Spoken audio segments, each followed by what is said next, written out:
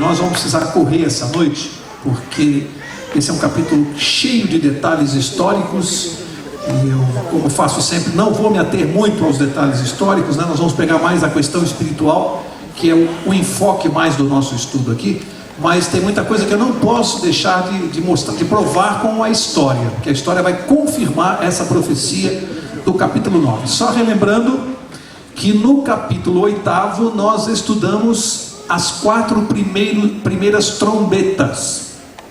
Estão lembrados? Na semana passada, que se referiam a juízos de Deus sobre o Império Romano do Ocidente. Estão lembrados? Só para a gente se situar. Lembram-se que nós estudamos toda a perseguição que a Igreja de Deus recebeu do Império Romano, na época em que o Império Romano mandava no mundo. Quem precisar de Bíblia para acompanhar, é só erguer a mão que a Bíblia vai chegar até você, tá? Só erguer a mão e a Bíblia vai estar com você. Aqui à frente para o Maurício uma Bíblia, ali também. Então, relembrando, a Igreja de Deus passou por uma séria perseguição durante o período do Império Romano. Em outros períodos também, nós estudamos, quando estudamos as cartas, as 7 igrejas, depois os selos, agora estamos nas trombetas. E as trombetas, para quem não está lembrado, foram exatamente os juízos de Deus a respeito sobre os povos que perseguiram o povo de Deus, já no período do Império Romano. Estudamos na semana passada as 4 primeiras trombetas que foram produzidas sobre o Império Romano do Ocidente, e vimos que 4 povos, sem que soubessem, acabaram cumprindo essa profecia. Quem se lembra dos povos? Quem se lembra dos povos? Bárbaros, vândalos, hunos e érulos. Esses 4 povos, sem saberem, tribos, na verdade, acabaram massacrando o Império Romano do Ocidente, destruíram o Império Romano do Ocidente. Hoje nós vamos estudar no capítulo 9 a 5ª e a 6ª trombetas, porque a 7ª está no capítulo 11. Então a 5ª e a 6ª estão no capítulo 9. Vamos ver agora como é que foi destruído o Império Romano do Oriente. Lembrem-se que estes ataques eram contra todos aqueles que oprimiram o povo de Deus, e também para a igreja, entre aspas, cristã, que comandava o mundo na época, tida como cristã, a igreja de Roma, que comandava pela força, aquela que dirigiu a Inquisição, produziu a Inquisição. Tudo isso que vai acontecer agora na 5ª e na 6ª trombeta vai recair sobre o Império Romano do Ocidente, pegando o imperador, aqueles que oprimiam, aqueles que governavam, e também o poder da igreja de Roma do Império do Oriente. Vamos ver o que aconteceu com esses povos em relação a uma determinação de Deus, a uma profecia de Deus, que o juízo, a justiça seria feita naquela época já. Vamos começar estudando então a 5ª e a 6ª trombeta. Quero dizer, antes de ler o verso 1, já vou adiantar, porque é importante fazer isso, que da mesma maneira que a Bíblia deixou claro através da história, a história confirmou que aquelas tribos que estavam representadas na profecia, nós estudamos uma das profecias, né? Vimos que como é que se cumpriram nos bárbaros, depois nos vândalos, nos hunos e nos érulos, fatos históricos. A 5ª e a 6ª nós vamos ver claramente, sem dúvida, que elas se cumprem em outros 2 povos, árabes e turcos. Nesta parte do estudo, um estudo muito interessante dessa noite, que vocês vão ver como é que o islamismo, a religião muçulmana, entrou na profecia bíblica. Hoje, essa noite. Hoje nós vamos ver como é que a religião muçulmana, que hoje tem uma grande parte do mundo, no Oriente Médio, como é que ela entrou na profecia, como é que isso aconteceu. Vamos ver esta noite com dados históricos. Então já informo para você que tudo que nós vamos estudar e vamos comprovar se refere aos árabes e aos turcos, aos povos muçulmanos, cumprindo a profecia de Deus.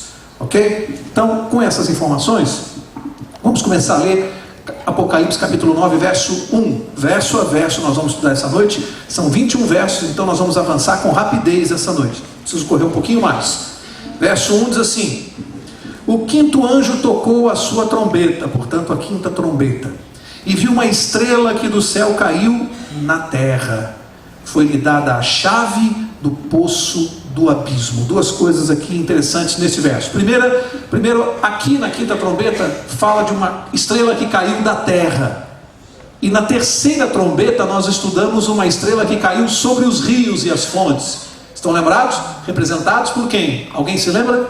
Quem representava a estrela que caiu sobre os rios? Átila, rei dos hunos. Agora na quinta trombeta, essa estrela que cai sobre a terra é Maomé. E vamos ver já como é que se comprova isso. Mas eu já adianto que estamos falando de Maomé, o fundador da religião muçulmana. Sobre Maomé, nós temos que dizer algumas coisas para você saber um pouquinho sobre a religião muçulmana. Maomé nasceu no ano 570. E ele viveu 63 anos. Morreu no ano 632. Viveu 63 anos. Maomé casou-se 15 vezes. 15 vezes. Eu casei só uma, já estou ficando doido, pastor. Ele casou 15 vezes e teve 11 concubinas. 11. Esse era Maomé, o fundador da religião muçulmana. Maomé tinha uma característica. Como é que ele entrou nessa religião? Maomé dizia que ele recebeu a visita do próprio anjo Gabriel. Ele afirmava que recebeu a visita do anjo Gabriel em pessoa para lhe transmitir um recado de Deus, Alá, né? De acordo com a religião muçulmana, Alá, que mandou um recado através do anjo Gabriel que ele seria o profeta de Deus na terra. E ele acreditou nisso e transmitiu isso. Não é que ele acreditou, ele inventou isso para iludir, para enganar os povos. Nós vamos ver tudo isso com mais detalhes mais adiante. E aqui diz que ele recebeu a chave do poço do abismo. Por que o deserto lá da Arábia é chamado aqui na Bíblia de chave do poço do abismo? Por uma razão interessante, é que a Arábia naquele tempo era realmente um abismo civil e religioso. Por que um abismo civil? Porque não havia governo. Havia várias tribos morando na Arábia que tinham seus comandantes próprios. Não havia um governo central. E isso favorecia o crescimento ideológico de Maomé. Por não haver um governo central, apenas tribos que mandavam, havia uma desorganização política.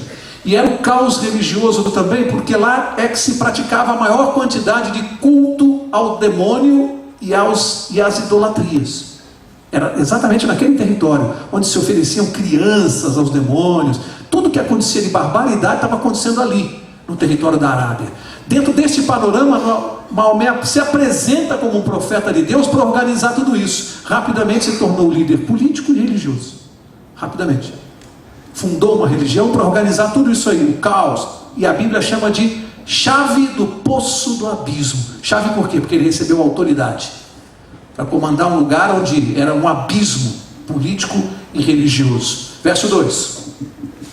E abriu o poço do abismo e subiu fumaça do poço, como a fumaça de uma grande fornalha, e como a fumaça do poço escureceram-se o céu e o ar. Olha só, diz que a fumaça, o sol e o ar, desculpe, escureceram-se o sol e o ar. Diz que a fumaça que subia do poço, essa fumaça simboliza claramente a religião muçulmana, uma fumaça que subia, e diz que escureceu o sol e o ar. Sol simboliza o que na Bíblia? Quem se lembra? Há pelo menos duas ou três passagens que comparam quem ao sol da justiça? Cristo Jesus é comparado ao sol da justiça.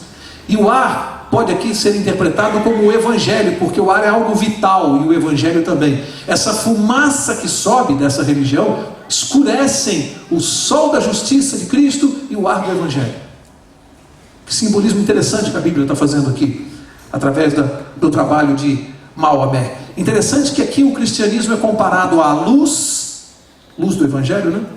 Sol e ar, enquanto o maometismo é comparado a uma fumaça asfixiante, que mata espiritualmente. Olha que paralelo entre o cristianismo e o islamismo. Vamos seguir. Primeiro, antes de seguir, eu preciso ler para vocês algumas coisas que eu fui buscar no Corão. O Corão ensina, dentre tantas coisas, eu separei aqui 5 tópicos importantes que nós devemos saber. Se você não quiser saber mais nada sobre o Corão, guarde isso aqui.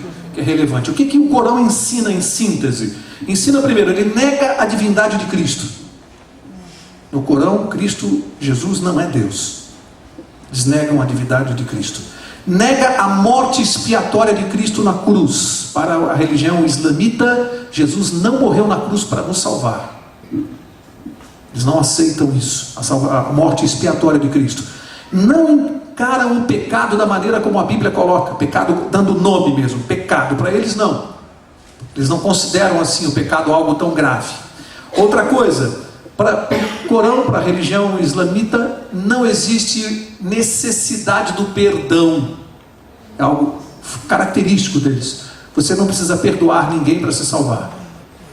E a última coisa que eu anotei é o incentivo à poligamia. Por isso, inclusive, Maomé tinha 15 esposas. Eles incentivam, dentro dessa religião, e basta você olhar hoje para o Oriente Médio, que o islamismo incentiva a poligamia.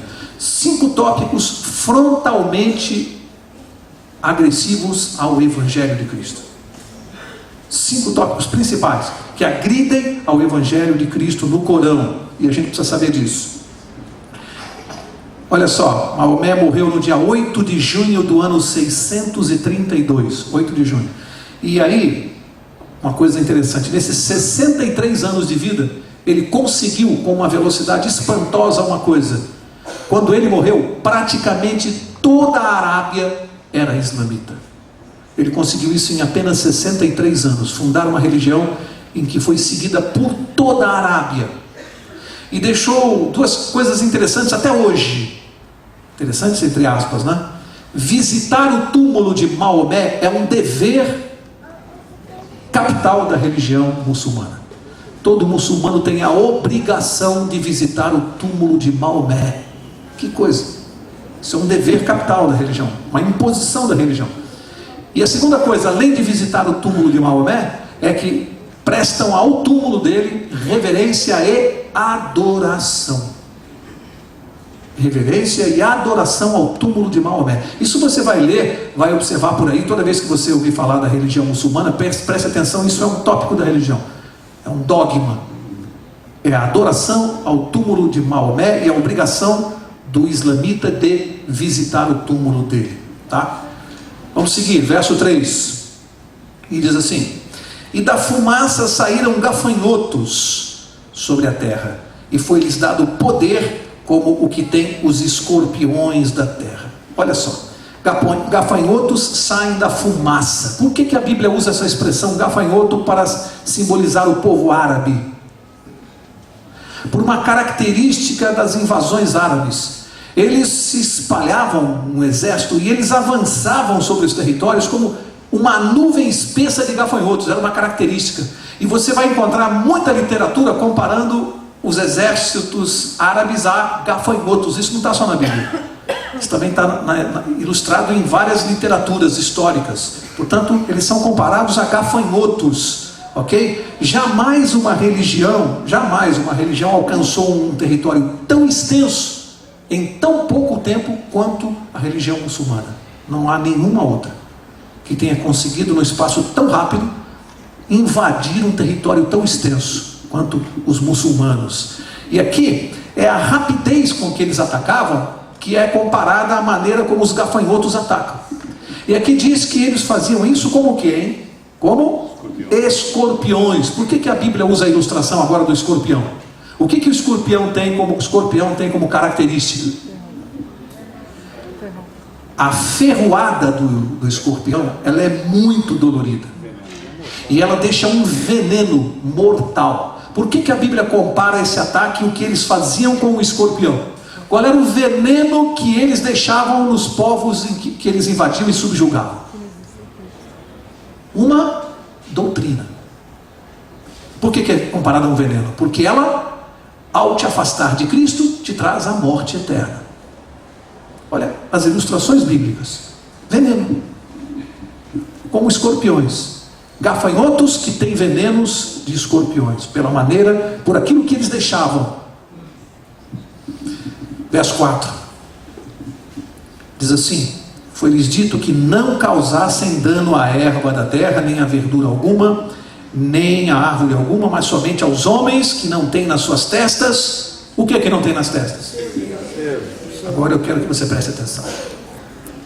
Preste atenção comigo. Isso aqui é a profecia do Novo Testamento. Jesus já tinha morrido? Já.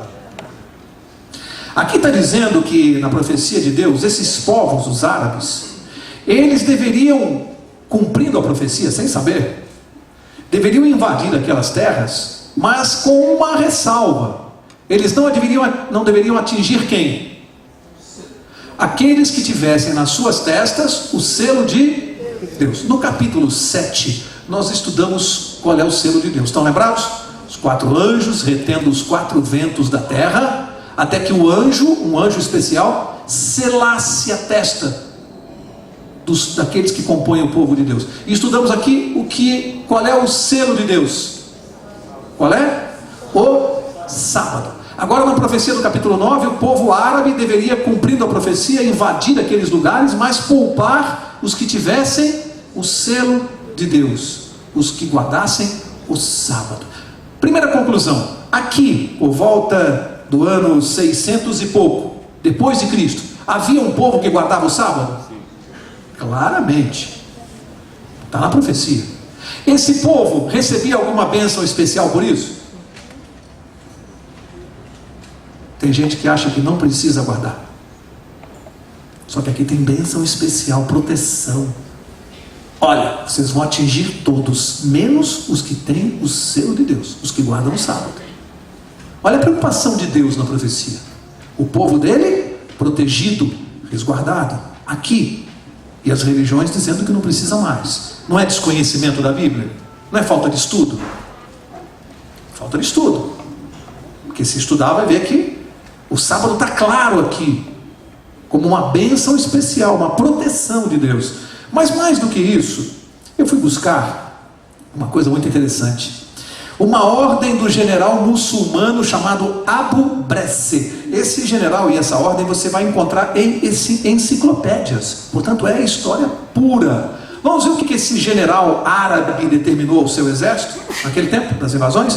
Ele determinou assim, vou ler para vocês entre aspas. Vou ler aqui, o texto, entre aspas, não vou dizer de mim. Olha a ordem desse general. Ao avançardes, a vez de encontrar algumas pessoas religiosas que vivem retiradas em mosteiros e se propõem a servir a Deus dessa maneira, deixai-as em paz e não as mateis, nem destruais seus mosteiros, e encontrareis outra espécie de gente que pertence à sinagoga de Satanás, que tem coroas raspadas. Estais certos de que lhes rachareis o crânio e lhes deis quartel até que eles ou se tornem maometanos ou paguem tributo. O general deu uma ordem para o exército não mexer com quem? Com os que tinham o selo na testa, aqueles que ele dizia que guardavam o sábado e que viviam em mosteiros. Você vê a mão de Deus aqui? Ou você acha que esse general, dentro da cabeça dele, ele é bonzinho, está mandando matar aqui, arrebentar o crânio? Bonzinho ele? Mas ele deu essa ressalva por quê? Porque Deus determinou. Quando Deus manda, não interessa quem é você. Lembra aquela história, já contei tantas vezes, a história daquela senhora que, vou fazer um parênteses aqui, eu estou atrasado, mas eu não posso deixar de falar isso. Um parênteses, a senhora que, um programa de rádio, permitia que as pessoas entrassem no ar para pedir música. É muito comum, né? A pessoa entra, fala ao vivo e pede uma música. Essa senhora entrou no ar, ao invés de pedir música, ela disse que estava passando necessidade, que o marido estava desempregado, que ela era muito cristã e que ela gostaria de deixar o endereço da casa dela com a produção do programa e quem pudesse ajudá-la com cestas básicas que ela agradeceria em nome de Jesus. O diretor do programa ficou doido da vida. Primeiro, que não era o propósito do programa. Segundo, quem deixou aquela mulher falar aquilo? E terceiro e principal, que ele era ateu. Chamou a atenção da produção, ficou irritadíssimo, mas fez mais. Chamou uma das pessoas da produção e disse assim, vamos fazer o seguinte, pega aí o endereço que ela deixou da casa dela, você vai fazer o seguinte, pega a lista de compras que ela deixou da necessidade da cesta básica, compra 3 vezes o que ela está pedindo, 3 vezes a lista dela, vai lá e leva na casa dela, entrega. Quando ela perguntar quem está entregando, você manda dizer que é o diabo. O funcionário olhou para o chefe, branco, né? Vou falar isso? Estou mandando você falar. Você disse que foi o próprio diabo que mandou entregar. Leva lá para ela. Ele obedeceu, ela foi lá, fez a compra no supermercado, levou aquela quantidade imensa de alimentos, tocou a campainha. A senhora, quando viu, começou a chorar. Ele entrou e foi colocando tudo na sala. Terminou, olhou para ela, está esperando ela fazer a pergunta, né? E ela não falava nada. E ele disse: senhora, não vai querer saber quem foi que mandou entregar? Ela falou: quem foi? Foi o diabo. Ela falou assim: quando meu Deus manda, até o diabo obedece. Quando Deus manda, até o diabo obedece. Até o general árabe ateu obedece. Não é para tocar no meu povo. Aí eu pergunto para você hoje: será que os que têm o selo de Deus na testa hoje recebem ainda proteção? Não é para pensar em casa? Tem gente que diz que não precisa. Tem gente que está dispensando proteção de Deus, diz que não precisa mais. Mas a Bíblia, a minha Bíblia e a sua, dizem que precisa sim. Tem bênção, tem proteção. Ó, não toca, não mexe. Está aqui. Verso 5. Agora eu vou ler numa tacada só do 5 ao 8, que eu estou atrasado e eu preciso correr aqui. Do 5 ao 8. Foi-lhes permitido não que os matassem, mas que por 5 meses os atormentassem. E o seu tormento era semelhante ao tormento do escorpião quando fere o homem. Naqueles dias os homens buscarão a morte e não a acharão. Desejarão morrer, mas a morte fugirá deles. A aparência dos gafanhotos era semelhante à de cavalos aparelhados para a guerra. Sobre as suas cabeças havia como que umas coroas, semelhante ao ouro, e os seus rostos eram como rostos de homens. Tinham cabelos como cabelos de mulheres, e os seus dentes eram como os de leões. Olha, é impressionante a descrição que a Bíblia faz aqui do povo árabe. Por isso que eu disse e afirmei no início que se tratavam dos árabes, porque você está vendo as características e os dados históricos. O que confirma essa profecia são, primeiro, as características só se aplicam ao povo árabe. Você vai ver agora. Segundo, o período em que isso aconteceu histórico só pode se aplicar ao povo árabe. E terceiro, a história confirmou isso. Portanto, não há dúvida.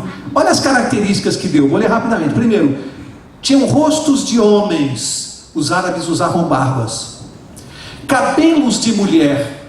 Os cabelos dos árabes eram compridos, eles não cortavam os cabelos. A religião muçulmana não deixava que eles cortassem. Coroas de ouro. Olha a descrição bíblica. Sabe por quê? Eles usavam turbantes amarelos. Os árabes.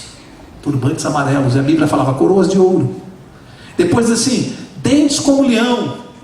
Como de leão. Simbolizando a força irresistível do fanatismo religioso. Dentes como de leão, fanáticos. E por último, como cavalos de batalha. Eu não sei quem sabe aqui qual é o cavalo considerado da melhor raça, melhor espécie. Cavalo árabe.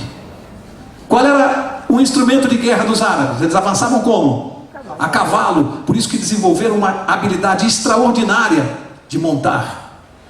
Só com essas 5 características. Que outro povo se aplica isso aqui? Turbante amarelo, cavalo árabe, cabelo de mulher, rosto de homem, barba. Estou dizendo que a Bíblia não deixa dúvida. E o período histórico. Não há dúvida na descrição aqui. Verso 9. Tinham couraças como couraças de ferro, e o ruído das suas asas eram como o ruído de carros, de muitos cavalos que correm ao combate. Olha que coisa interessante. Eu vou ler aqui um trecho do Corão. Um trecho do Corão diz assim, ó: um dos dons divinos aos árabes são as couraças de ferro e aço. E a Bíblia fala das couraças. Sabe por que eles usavam essas couraças? Era uma marca do povo árabe e da religião muçulmana que facilitou com que ela fosse propagada e divulgada em todo o mundo. As couraças de ferro e aço. E o Corão diz que isso é um dom divino para esse povo. E a Bíblia tinha profetizado isso muitos séculos antes disso acontecer. Muitos séculos antes. Porque eles nem sabiam, estavam cumprindo todas as profecias. Sem saber. Tudo escrito aqui. Verso 10. Agora tem uma data aqui, tem um prazo, um período profético. Verso 10 diz assim: tinham caudas e aguilhões semelhantes a dos escorpiões. E nas suas caudas tinham poder para danificar os homens por quanto tempo? 5 meses. Isso aqui, você já estudou, sabe que isso aqui é linguagem profética. 5 meses. Se nós tomarmos um dia por um ano, 5 meses vezes 30 dias, nós temos 150 dias. Um dia por um ano, 150 anos. A Bíblia profetizou que isso demoraria 150 anos, que foi exatamente o tempo em que o povo árabe contendeu com outro povo que vai entrar na profecia. Que povo? Os turcos otomanos. E aqui tem data histórica, porque olha só, história, hein? Você pode consultar isso numa biblioteca. 27 de julho de 1299, 27 de julho de 1299, na Batalha de Bafeu, os turcos otomanos invadiram o território do Império do Oriente, onde os árabes estavam. Invadiram, tá? 27 de julho de 1449, exatamente 150 anos depois, batendo inclusive o dia, mesmo dia 27 de julho, o que a história diz que aconteceu? O último imperador grego, Constantino XII, o que ele fez? Ele tornou-se imperador com a permissão do sultão do Império Turco Otomano. Com a permissão, os turcos já estavam mandando no território. Portanto, em 150 anos de disputa, a Bíblia diz que isso ia acontecer. Ainda tormento e danos por 5 meses proféticos.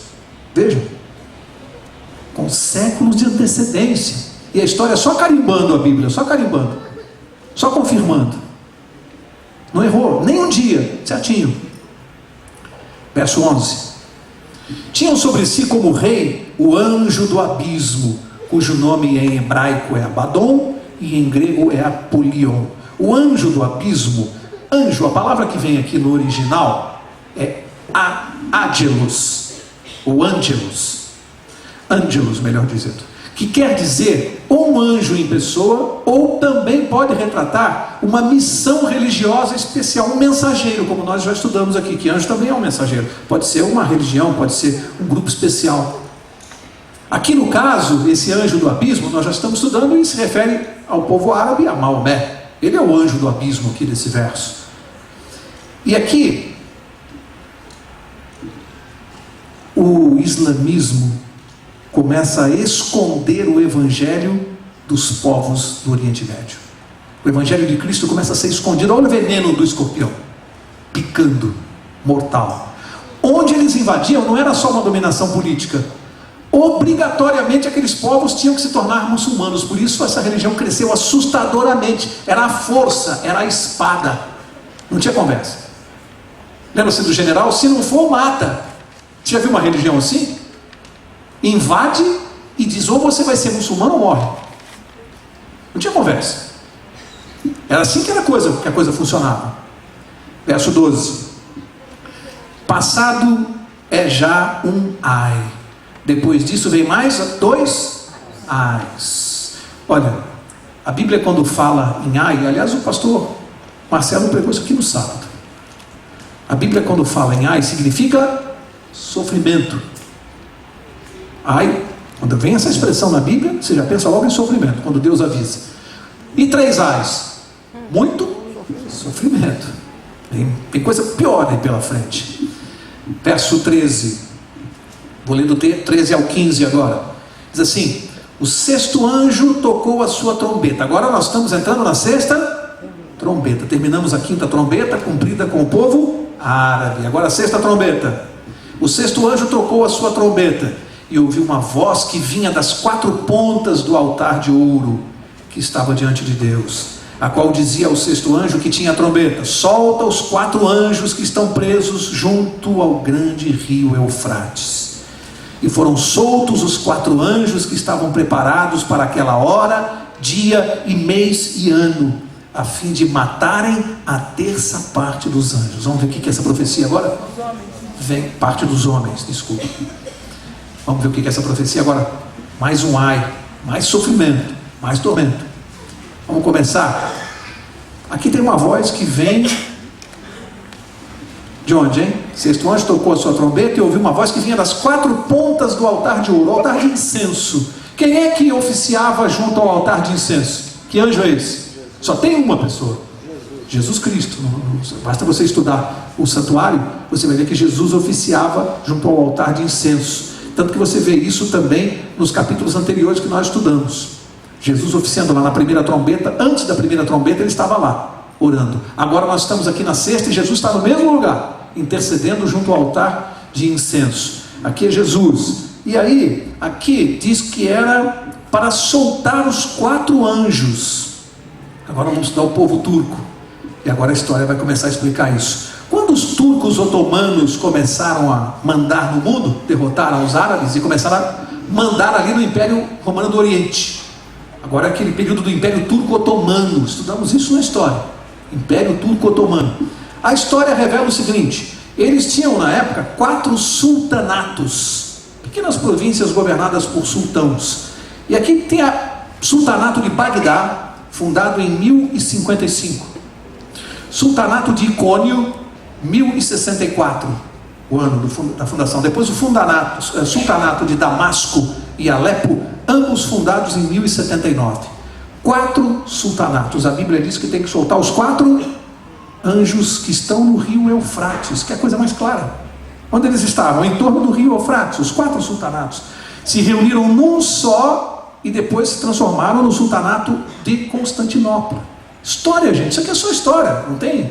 Só você ler lá. E aqui a Bíblia diz que é para soltar os 4 anjos que estão em torno do rio Eufrates. O que eles tinham que fazer? Qual é a missão? Matar a 1/3 dos homens que viviam sobre a terra. Era pouca coisa? É pouca gente que vai morrer aqui? Por isso que a Bíblia falou: ai, ai, ai. Os turcos cumpriram isso? Foram muito mais desumanos do que os árabes. Muito mais os turcos. Vamos estudar um pouquinho mais sobre eles? Olha só. Hora, dia, mês e ano. Essa profecia aqui, quero que vocês prestem atenção, porque a gente não tem muito tempo, mas vai dar aqui para explicar rapidamente. Hora, dia, mês e ano, nós vamos estudar isso. Um dia profético equivale a um ano.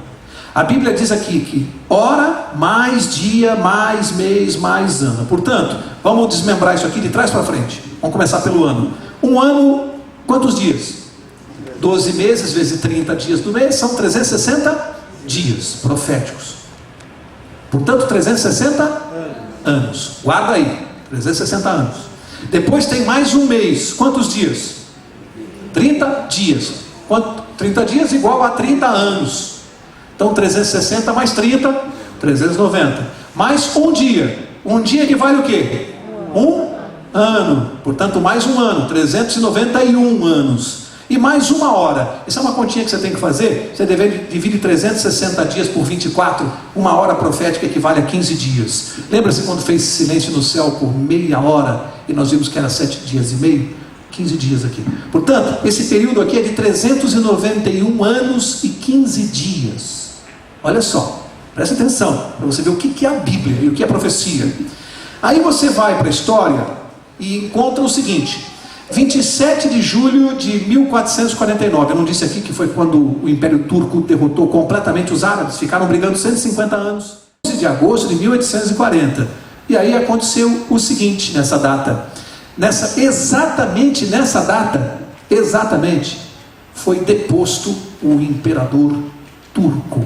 Está aqui o nome dele, sultão na verdade, Maomé Ali, deposto em 11 de agosto de 1840, quando as nações da Europa dividida, a Europa moderna, destruíram, derrubaram o Império Turco, e então você conhece hoje como a Europa, as nações da Europa moderna. Lembra-se lá da profecia de Daniel, os 10 dedos dos pés? Está aqui, ó, na história.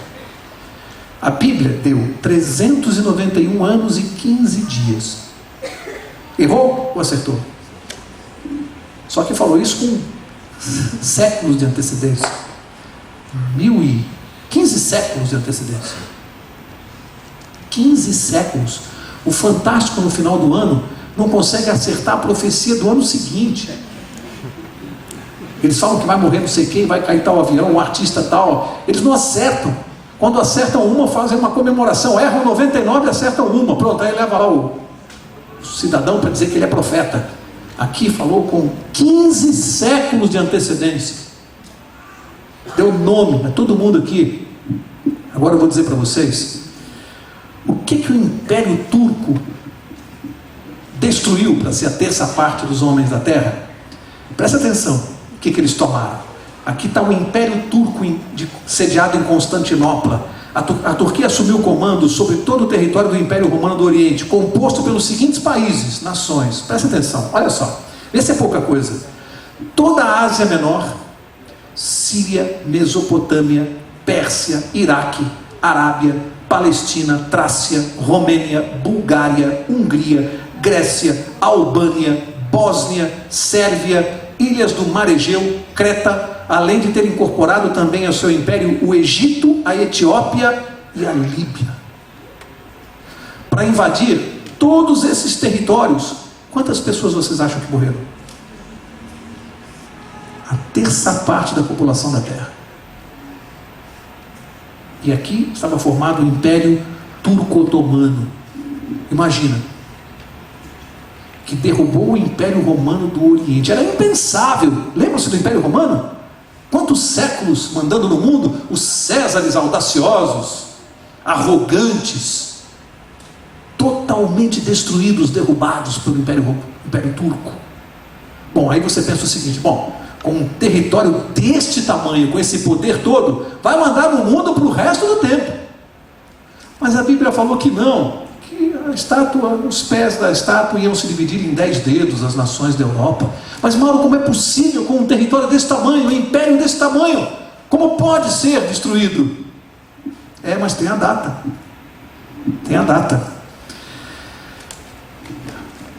A queda de Constantinopla. 29 de maio de 1453. Pura história. Pura história. Aí nós já chegamos aqui em 1840, quando as nações da Europa destroem completamente o Império Turco-Otomano, que ainda ficou resistindo de 1453 até 1840, ainda 4 séculos, para derrubar tudo isso aqui. E só que a vitória não foi pela guerra por armas, por destruição, foi a cultura das nações da Europa que foram contaminando e foram acabando com o Império Turco. Cultura, hábitos, costumes. Estou terminando. Percebem? Aquilo que humanamente era impensável, pela nossa razão lógica, é impensável que o Império Turco pudesse ser destronado. Mas no plano de Deus traçado lá no céu, não tem lógica. Vai cair conforme a profecia, seja qual for o tamanho. Destrói. Porque a profecia diz que seria assim.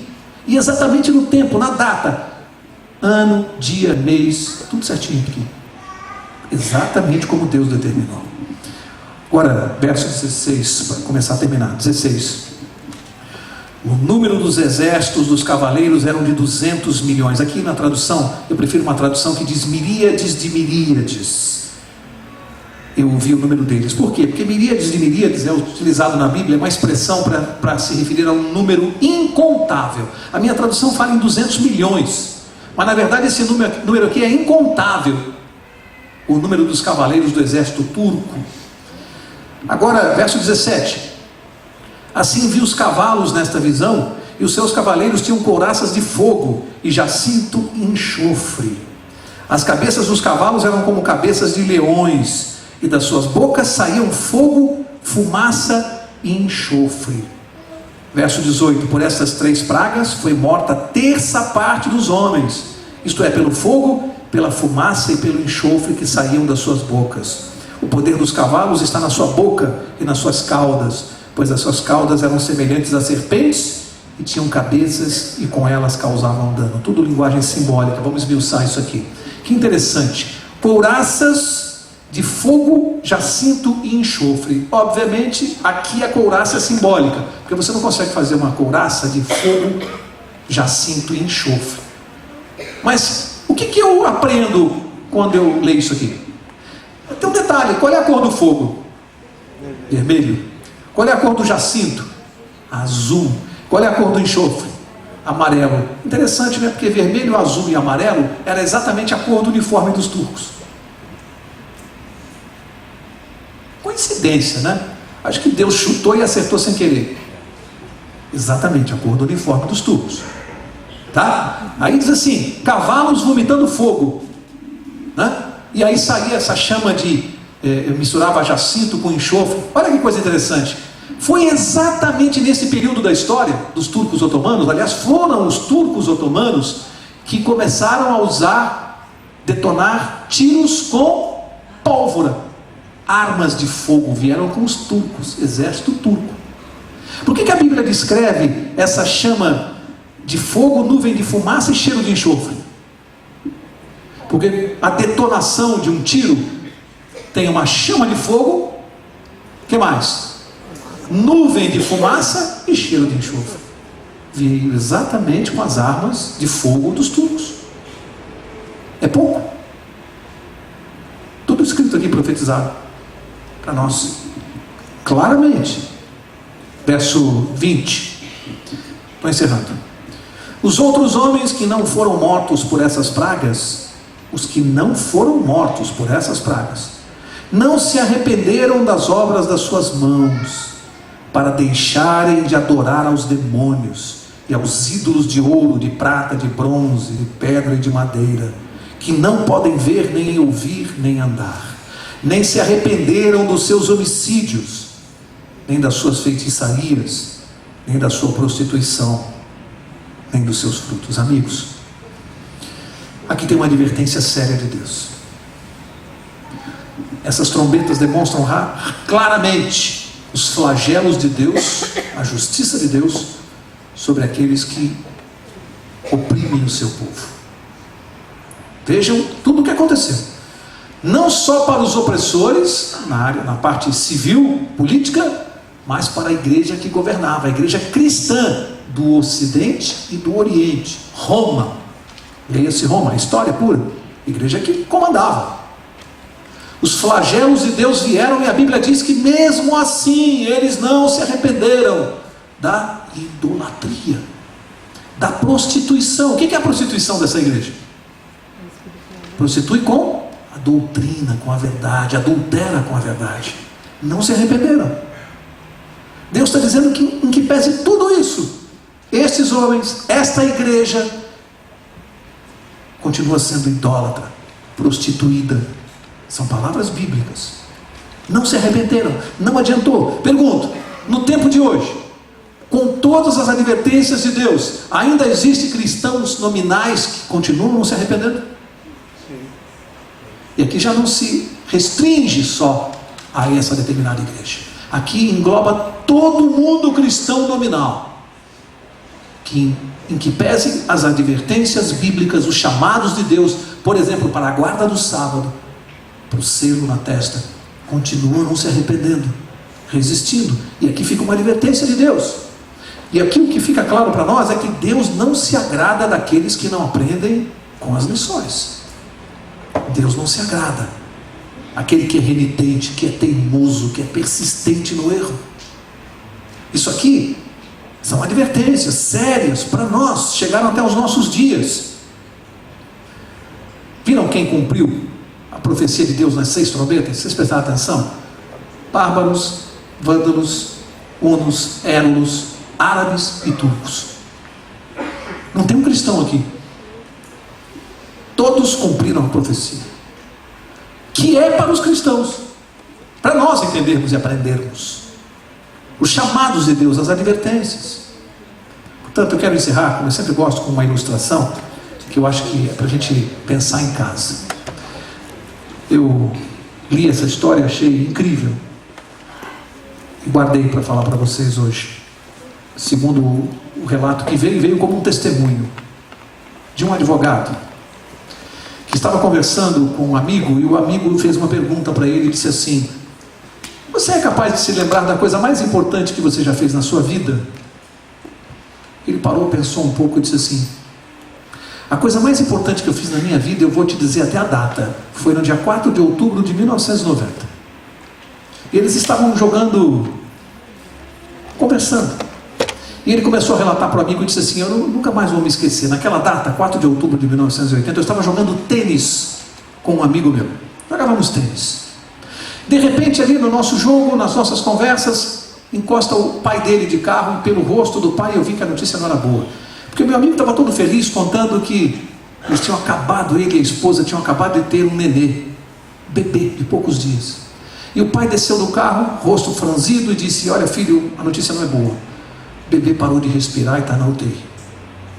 Ele disse: o meu amigo saiu voando, que nem louco, entrou no carro do pai dele, correu para o hospital, e eu fiquei ali na quadra, com a raquete na mão, pensando: será que eu devo correr e ir ao hospital lá, dar um apoio para o meu amigo? E eu pensei: acho que não, ele tem muitos familiares, vou chegar lá, é constrangedor, as pessoas estão lá, e devem ter muita pessoa da família para abraçá-lo, para estar com eles, não adianta, nem vai notar que eu estou lá, melhor não ir, depois eu vou visitá-lo. Ao chegar no estacionamento para pegar o seu carro, ele foi dar a partida e viu que o carro do amigo estava com a porta aberta e a chave no contato.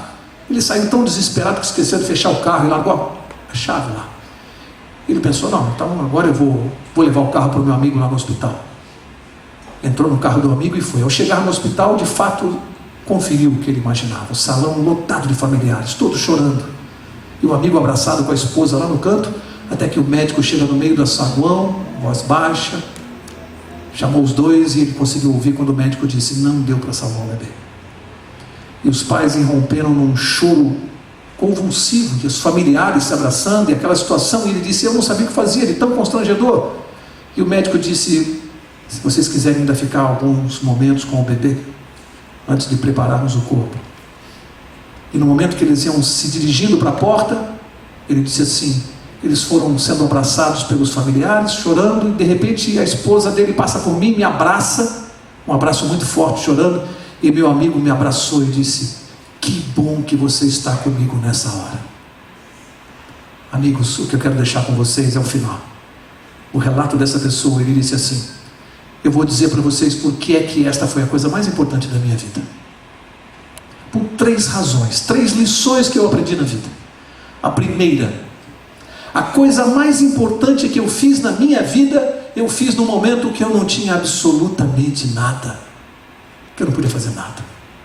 Eu não podia ajudar com o meu conhecimento, com a minha cultura, com o que eu aprendi na faculdade. Eu estava absolutamente impotente. Foi exatamente no momento que eu fiz a coisa mais importante da minha vida. A segunda lição que eu aprendi é que a coisa mais importante da minha vida eu quase não cheguei a fazer. Porque eu estava preocupado com conceitos, ideias, preconceitos, se devia, se não deveria ir visitar meu amigo, e quase não ia. Quase deixei de fazer a coisa mais importante da minha vida. E a terceira lição que eu aprendi é que 1 segundo pode mudar a nossa vida.